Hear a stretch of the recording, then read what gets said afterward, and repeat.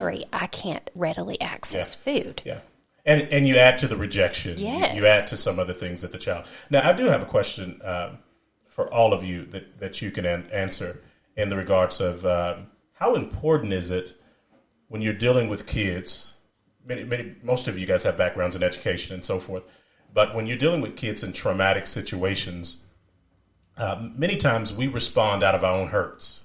We see a certain behavior that a child has, and we respond to them out of our own frustration, our own hurts, or whatever the case is. Daddy treated me like this. How important is it to heal your own, or look for your own healing before you try to engage in that with a child, or be more effective when you're dealing with children? Any of you guys can answer that question. Well, it's necessary. Yeah. And we use a methodology called trust-based relational intervention, and it is the person who created that's name was Karen Purvis, and it is an amazing look at what does it take to heal a broken brain, or what does it take to recover from trauma. And one of the steps is called mindfulness. And mindfulness is, what am I bringing to the table? If you do not address what you're bringing to the table, there is no way to meet the needs of the child. And when we talk about that with people, they believe this idea, I will love them, I will provide for them, and everything will work out great. And that's not true. It is not enough. And if you have your own history, which many foster parents do, because they have a deep, heartfelt desire to help because they were hurt. Yeah. And that's a great motivation, but you have to do your own work first and see where you're coming from to get to the point that you're able to help this child. And it's because oftentimes when you're trying to fill the holes in your own heart with that thing that you're using, whether it's ministering or ministry or helping a kid or fostering, oftentimes you become controlling and manipulative and even hard on the kid because you're using them to fill the holes in your heart rather than God filling those needs and the holes in your heart yourself. And so it's very important to have that ministry where God begins to show you where you are and maybe why you have some of the things in your heart as you begin to minister to the people. Gail or Nancy? Well, you made some great points, and it's true that many people, I think about in regards to, in Oklahoma, I have a friend who works for the health department, and all the state health department nurses, which were about 100, came together, and they took the Adverse Childhood Experiences test. And then someone in the background looked and did the average for those 100. And remember, that's a service-based profession. They had a 5, which is exceptionally high. And what it tells me is a lot of people go into teaching or foster care or nursing. They want to help people. And they do they want to be the help that wasn't there for them. That's what I see again and again. But yet, it's very hard to help someone when you really in your soul have a broken arm and a broken leg and you're limping around emotionally yourself. And so it's very important to be mindful and start asking yourself, because you're going to be in a very high stress situation if you start working with trauma-based children. What can I do, and what is going on with me, and why do I feel this way when I'm with them? Mm-hmm. Yeah. And I think a lot of people don't want to engage in that kind of conversation because it almost seems like failure on their parts. Man, if I have to look in my own heart and see the hurts or whatever I've been through, maybe I've been abused or neglected when I was a child, and I want to help children that was neglected or abused. And if I have to, then I haven't gotten over it, and they feel their own guilt, their own shame. And we need to realize that if the Spirit of the Lord is on Jesus, and He heals all broken hearts, even our own. That's right. And I think absolutely that there is hope. You know, if we put our trust in Him, there is hope and there is healing. And I think a lot of times people get into foster care and adoption thinking that they can mend a child. But honestly, we can't. We might modify some behaviors, but it's God that heals the heart and changes a life. And so I think that we have to get out of the way sometimes. We just need to submit our life to Him and let Him do the work in us that He needs to do to make us whole so that we have something to give. And it's not about us. You know, we look at our child, and when they react a certain way, we can take it personally. And I know a lot of people that have rejected their children, and that's why they're in my home, because it was about them and how their life was going.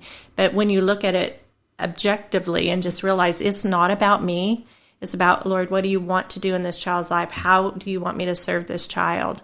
Then you're coming from a different perspective. It's not about how this child make me feel, because oftentimes these children make you feel like not very good, really bad. And so if you're going to draw off of a child, you have to step back and be able to look and say, you know what, it's not about me. What needs to happen here?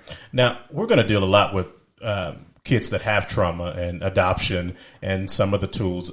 Me and my wife were foster parents for about 5 months, and we were totally unprepared for that situation. We'll get into some of those things. But if you're listening to this, there are people that listen to this that are not fostering, adopted. Maybe they have children or they're about to have children. And one of the biggest fears that I had as a beginning parent was, I don't want to traumatize my kid. I don't want them to live in some of the same traumas that I may have experienced in my life, or I don't want to do those things. If you're speaking to a new parent or a parent with a 4-year-old, a 5-year-old, a 20-year-old, it doesn't matter. How do we engage with our children, not just to help them heal from their trauma, but also not to engage and form more trauma in their lives? Any of you can handle that? Well, I would talk about, I would go to attachment theory, but I would also talk that you really, it's good to pray for your child. Yeah. And for yourself, and pray protection over your child. But I think you can help your child not be trauma-proof them to some degree through attachment theory, which really is about spending time with them. We live in a culture that really pushes against this, and spending time sitting down. Not what we tend to do is instruct. You need to do this, and you need to do that, and then we walk away. And then we go back, but you didn't do this and you didn't do that. And so we tend to be very much in that mode. We need to sit down and really get to know our kids. Yeah. Really talk to them without judgment. What do you like? What happened today? And not without projection, too. Projecting that they ought to be this way. Right. You ought to be this way. It's just, who are you? And getting to know your gaining children. their heart. Yeah. So, I'm always looking at ways that I can gain my children's heart, even So before good. I got into foster care, with my other children. And I was always, Lord, show me how to get to their heart. Yeah. Because so often we, even in our discipline, we discipline for, like you said, for the behavior instead of really realizing what is motivating the behavior. Mm-hmm. And so when you take the time to just, we had a rule in our house, everything stops for child training, everything. So no matter what we're doing, that was our most important thing that we did throughout the day. And so we would stop if there was an argument between the two children, and we would simply say, if they're having problems, we'd bring them to us and say, what is your sin? Or, what's going on with you? Because in situations like that, we tend to just judge based on what we see. Well, she had the toy first, and we go back to the root cause of why we are having problems in the beginning is selfishness. And we address the issues. And so once we're doing that throughout the day, we're stopping and we're doing child training. We're also working on how can I gain their heart? And if I know my daughter, for instance, loves horses, am I going to lay down my life and become a part of what she's interested in? Or am I just not, or not going to take value into what they take value in? Dana, this is the part of parenthood that I think that we were talking a little bit before this started, kind of about politics and kind of how we should gauge ourselves politically and in this last hour, in this great hour. And one of the things you said is oftentimes we don't do it because of laziness. And I think if you're going to be a parent, whether you have kids with trauma or not, you cannot be lazy. And you have to be mindful what Sister Nancy was talking about. Mm-hmm. And I wrote a little book several years ago called The Heart of a Son. And on my book, it is the scripture in Proverbs where it says, give me your heart, my son. Mm-hmm. And so if I'm going to be a parent to trauma-proof my child, I have to engage and not be lazy and know their heart so that I can gain their heart. Go ahead, Dana. I do think it's something that I see a lot after 20 years of counseling, and then before that being an educator. That's, to me, one of the most heartbreaking things, because I find myself wondering, what did you think you were signing up for? Like the idea that you have a child and then you just turn them over to other people, whether it's the counselor and you want them to fix them, or the school teacher and you want them to teach them what they need to know. And I think having insight into that as your parent, it is your greatest responsibility, but also your greatest joy. There it is. That's to raise a person that turns into a good person, that turns into a godly person, that lives whatever their best life is. It doesn't matter. I have a child with a disability. I mean, he's a man with a disability now. And if somebody would have said to me the day he came to stay at my house, probably many days, you're going to raise him, I would have said, oh no, I'm just helping out. Because I think that at the young age I was, God just gives you the grace you need for today. And we just did a thing and did a thing and did a thing and walked our way out. And then at some point, years down the road, adoption was on the table, and I would not have dreamt of not keeping him or not being his mom, because I was already his mom. But I feel like when I look back, like all that I gave was given back 100-fold. That's so good. And now he gives to others in a way that people don't even understand. Like, he gives all day long. He gives joy. He gives help. One day somebody sent me this message and said, George is on Facebook. And I thought, no, he's not. And I get on there, and some lady that I knew many, many years ago who did not know he was my child had posted this post. Something like, there are nice people, and it was like 100-something degrees, and she had a flat tire in front of the library, and she just said, thank you, George from Centos, for changing my tire. And I just felt so proud that he would go out of his way. But she just said, I have hope for humanity. And you can imagine, she was just struggling because it was hot and awful and she couldn't get it done. But it's like, there's nothing more important than thinking, I changed a life. Yeah. Because the trajectory of his life was bad.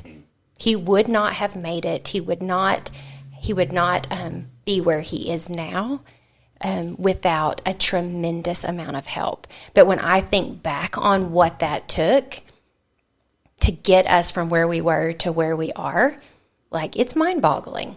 But what I know now is, if I knew then what I knew now, it wouldn't have been nearly so hard, and it wouldn't have taken nearly so long. So I've gained so much, but he has been my number one teacher.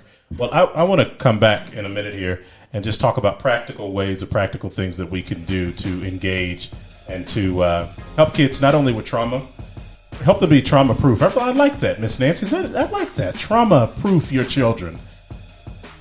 You write a book, I'll buy it. Well, actually, that comes as a Is title of a book. Yeah. Well, then I'll buy it. Okay, I stole it from someone else. We'll be back. Grace Talks.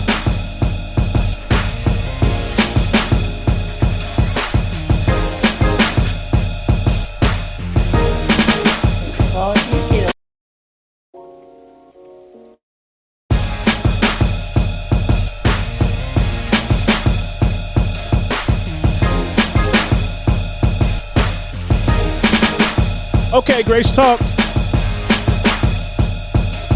We're back. I don't want to waste any time because I know that we have, we've just kind of been talking in the break about some practicalities of how to minister to our children and either keep them trauma-free or help them heal from traumas in their life or past experiences or hurts. But I think even before we get into some of those practicalities, we need to understand that man is triune. We're three parts. We're body, soul, and spirit. And I think this is very important. God can and wants to heal all three parts. In Thessalonians, it says that he will sanctify us through and through, body, soul, and spirit. That's Thessalonians chapter 5. So it's God's desire for us to be healed in our body, soul, and spirit. But in part of that being healed, we have to understand that we are triune beings. Right, Dana? So that's one thing that when I think about what my desire is for our Isaiah 61 Ministries is to address all three of these pieces. Because if we ignore any part, we'll have improvement without a doubt. But if we don't look at all of it, we're just still limping in some way. And God never designed us to not be whole. He wanted us to be complete and He wanted us to be prepared to live out our destiny. Whatever He had for us was what His plan was. And when we are not whole and we're not complete, we just take our wounds and we pass them right down to the next generation and the next generation. And I have just seen that play out in so